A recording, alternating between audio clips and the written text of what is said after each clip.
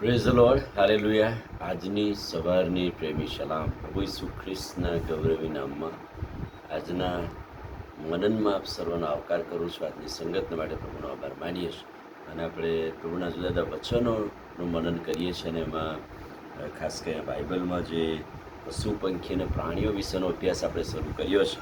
શા માટે પ્રભુએ એમને ઉત્પન્ન કર્યા, પેદા કર્યાનો હેતુ છે અને બાઇબલમાં પણ એ વચનો દ્વારા આપણે જોઈએ છીએ કે એની કઈ કઈ નોંધ કરવામાં આવેલી છે.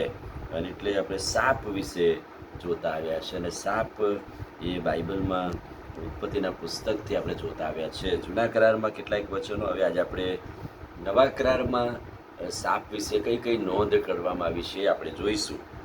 માથીની સુવાર્તા 10મો અધ્યાય અને 16મા વચનમાં પ્રભુ એના ભાષણમાં, સંદેશામાં વિશ્વાસીઓને લોકોને શું કહે છે? હું તમને વરુઓમાં ઘેટા જેવા મોકલું છું, સાપ જેવા હોશિયાર અને કબૂતર જેવા સાલસ થાઓ. અહીં સાપને હોશિયાર સાથે, બહુ જ હોશિયાર હોય તો એ સાપ છે અને એટલા માટે આપણે જોઈએ છીએ કે સાપ એટલો હોશિયાર હોય કે ગણતરીની મિનિટોમાં, સેકન્ડમાં તમારી પાસેથી એ નાસી જાય, બહુ એલર્ટ હોય છે. અને એટલા માટે વરુ, ઘેટા, સાપ અને કબૂતર, પણ એમાં હોશિયાર એ સાપ છે. સાપ જેવા હોશિયાર થાઓ. માથીની સુવાર્તા 23મો અધ્યાય 33મો વચન. શાસ્ત્રીઓ, ફરોશીઓ અને ઢોંગીઓને પ્રભુએ અફસોસ કર્યું કે તમને અફસોસ છો. અને પછી એમને શાની સાથે સરખાવવામાં આવ્યા?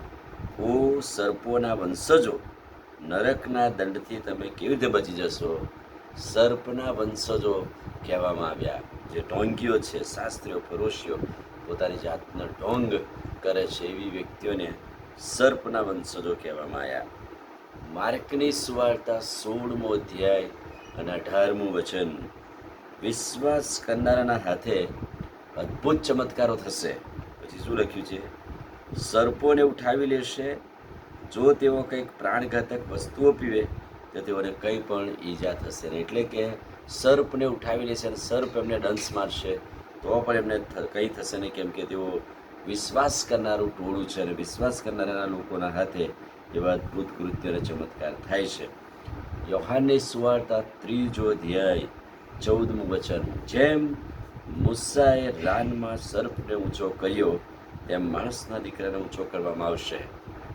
જૂના કરારમાં મૂસાના વખતમાં જેમ સર્પને ઊંચો કરવામાં આવેલો અને લોકો બચી જતા હતા, એમ માણસનો દીકરો એટલે પ્રભુ ઈસુ ખ્રિસ્ત વધસ્તંભ ઊંચો કરવામાં આવશે અને આખા વિશ્વના જગતનું ધારણ થશે. અને છેલ્લી વાત, પ્રેરિતોના કૃત્યો 28મો અધ્યાય 1થી 6 વચન. સંત પાઉલની છેલ્લી અંતિમ મિશનરી મુસાફરીમાં, એ જ્યારે મુસાફરીમાં કેદી તરીકે એ જઈ રહ્યો હતો, ગુનેગાર તરીકે એને પકડ્યો હતો, ધાર્મિક બાબતો પર એનો તહોમત હતું અને એને એની ટીમને માલ્ટા બેલ્ટા આગળ કહે છે કે તે ઉતર્યા, ત્યારે કહે છે કે ત્યાં પુષ્કળ ઠંડી હતી અને લોકોએ અગ્નિ સળગાવ્યો અને થોડાક લાકડા પાઉલે કહે છે કે અગ્નિમાં નાખ્યા અને એમાંથી કહે છે કે સર્પ નીકળ્યો અને તેના હાથે ચોંટી ગયો, અથવા તો એને ડંસ માર્યો, અથવા તો એને કરડ્યો. પણ લોકોએ શું કહ્યું કે આ ખૂની છે, એટલે આ કોપ પણ એને છોડતો નથી, આ સાપ પણ એને છોડશે નહીં. પણ પાઉલે તે સાપને અગ્નિમાં ઝટકી રાખ્યો, પણ પાઉલને કંઈ પણ ઈજા થઈ નહીં, એ બચી ગયો અને સારું થયું. અને એટલા માટે અહીંયા ત્યાં પણ સાપની વાત લખવામાં આવેલી છે. જુદા વચનો દ્વારા સર્પની જે માહિતી હતી એ આપણે બાઇબલ પ્રમાણે જોવા પ્રયત્ન કર્યો છે. આમીન. પ્રાર્થના કરીએ. વાલા પ્રભુ, આજે સવારે તમારા અદ્ભુત અને પવિત્ર વચનને માટે આભાર.